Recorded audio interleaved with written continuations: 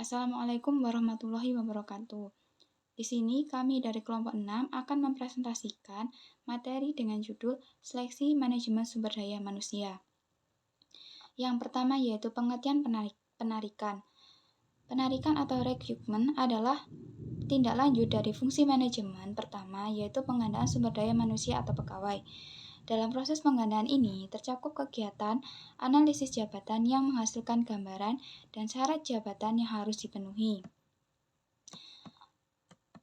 Adapun tujuan dari rekrutmen ini atau penarikan ini adalah yang pertama, memperoleh sejumlah tenaga kerja yang potensial. Yang kedua, memperoleh sejumlah pelamar yang memenuhi kualifikasi. Yang ketiga, menentukan kriteria minimal untuk calon pelamar. Dan yang keempat adalah untuk kebutuhan seleksi itu sendiri. Jadi pada intinya ini tujuan dari rekrutmen atau penarikan adalah untuk memperoleh dan menyediakan sejumlah tenaga kerja yang memenuhi kualifikasi yang dipersyaratkan untuk kebutuhan seleksi di suatu perusahaan. Yang selanjutnya yaitu seleksi. Seleksi merupakan kegiatan manajemen sumber daya manusia yang mengikuti selesainya proses rekrutmen. Sedangkan seleksi tenaga kerja ini merupakan proses dalam menemukan tenaga kerja yang sesuai dan tepat dari sekian kandidat yang tersedia. Jadi hasil rekrutmen tadi yang dilakukan perusahaan kemudian dipilih untuk menentukan di mana yang layak atau memenuhi kualifikasi yang diharapkan perusahaan. Berarti kumpulan dari kandidat itu tadi akan dipilih untuk bekerja di sebuah perusahaan. Seleksi ini juga termasuk bagian dari materi dari operasional manajemen sumber daya manusia yaitu penggandaan atau procurement.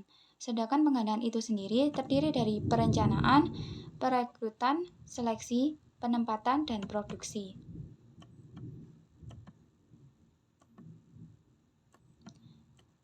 Yang selanjutnya yaitu penempatan. Penempatan yaitu proses penyesuaian tanggung jawab pekerja karyawan sesuai dengan kebutuhan mereka yang dikenal sebagai penempatan karyawan.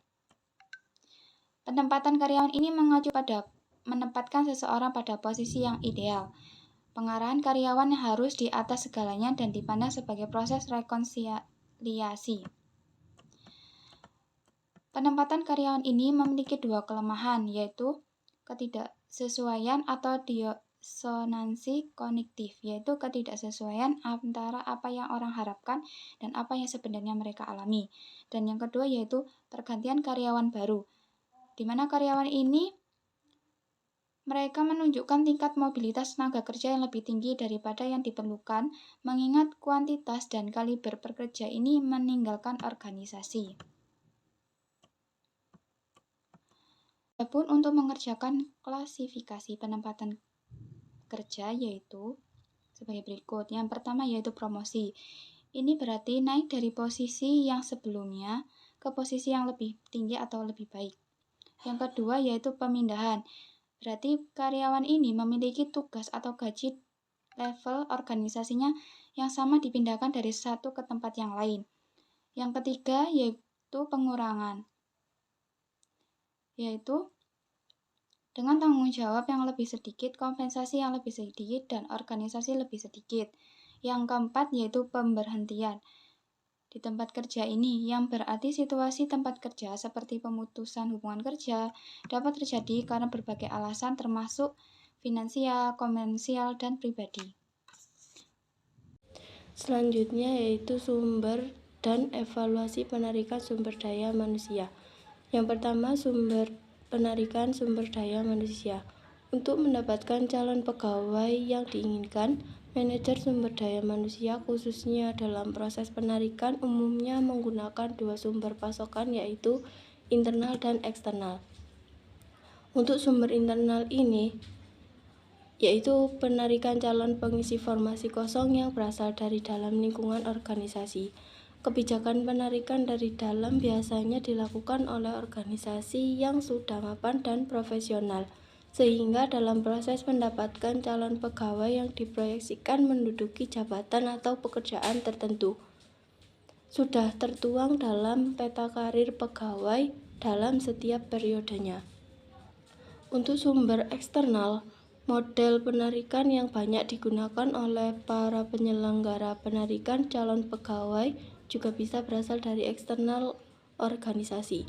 Sumber penarikan pegawai dari eksternal adalah proses memperoleh calon pegawai yang berasal dari pasar tenaga kerja di luar organisasi yang membutuhkan, yaitu evaluasi penarikan sumber daya manusia. Adapun evaluasi dalam lembaga pendidikan yaitu dengan seleksi karyawan, bukan dari proses on-time project, tetapi merupakan bagian dari sistem manajemen sumber daya manusia yang berkelanjutan dalam organisasi.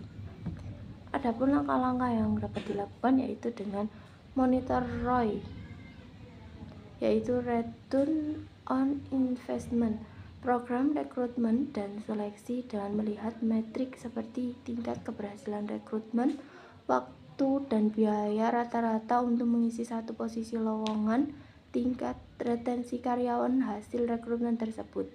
Yang kedua, yaitu lakukan evaluasi periodik, termasuk metode dan proses seleksi apakah telah berjalan efektif dan efisien, identitas permasalahan dan area perbaikan yang diperlukan.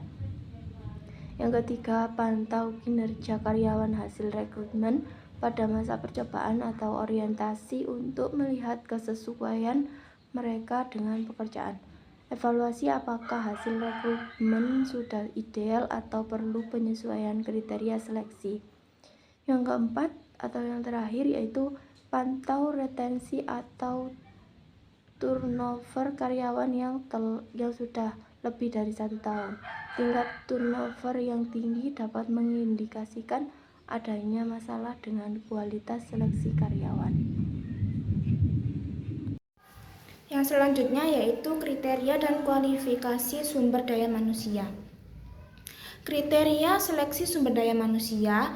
Langkah pertama dalam melakukan seleksi efektif adalah menganalisis kebutuhan pekerjaan yang akan diisi oleh karyawan baru.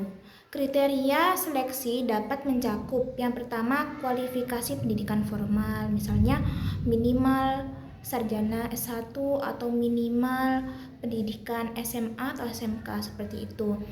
Yang kedua, pengalaman kerja, kompetensi teknis, kompetensi soft skill, sertifikasi atau lisensi tertentu, dan yang terakhir, preferensi atau persyaratan khusus lainnya jika diperlukan. Yang selanjutnya yaitu proses dan kendala seleksi.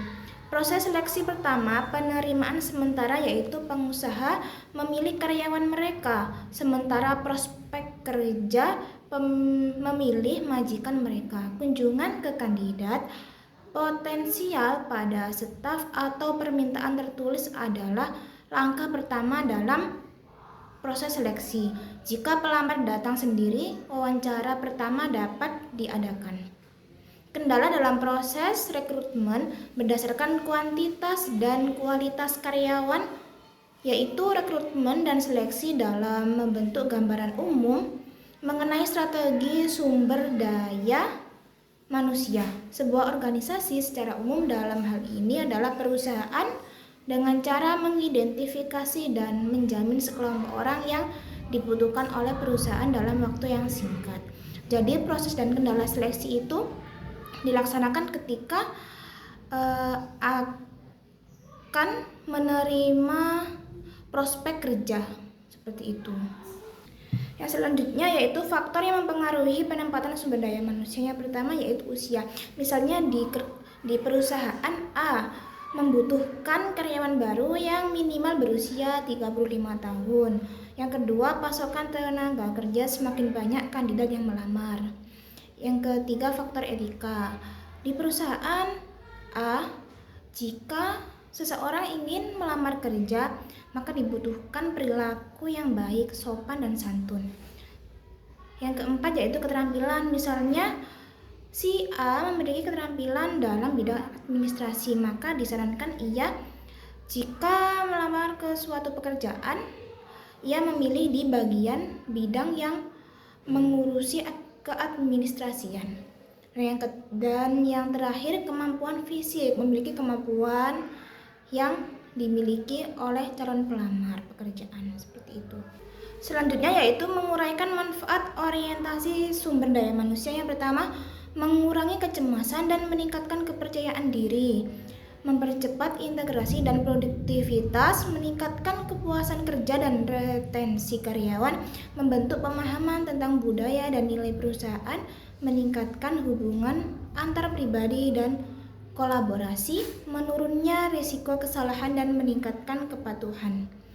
Jadi, apabila suatu perusahaan ada yang menguraikan orientasi sumber daya manusia, itu dapat bermanfaat bagi calon pekerja dan bagi pekerja yang melamar pada suatu perusahaan atau yang sedang bekerja di suatu perusahaan.